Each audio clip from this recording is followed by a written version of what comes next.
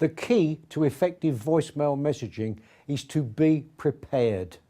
Yet even the most professional salespeople I listen to are so often not prepared. As a result, they either hang up when put through to a voicemail or leave a poor message that's most unlikely to result in a callback or any other call to action. The ideal message should be no longer than 25 to 30 seconds. It should start with your name. Maybe your company's name or business name, although that's not necessarily important, and their name, because people do like to hear the sound of their own name. That information should be followed with an interest-creating, curiosity-building message. It should be a message that will encourage your prospect to respond as soon as they hear it. And you finish with your name and their name again and your telephone number twice. Here's an example of one of my own voicemail messages.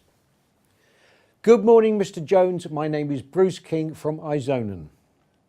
The reason for my call is that I'm working with several companies in a similar field to your own whose salespeople are failing to meet or exceed their sales quota.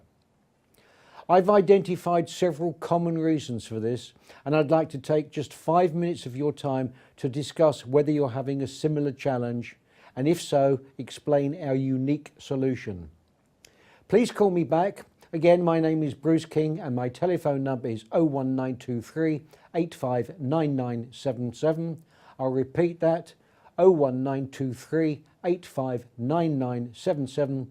I look forward to your call, Mr. Jones. And don't forget the rule of 7. You need to have another 6 follow-up messages to prepare you to ensure you get a call back. Each one building on your story and creating even more interest.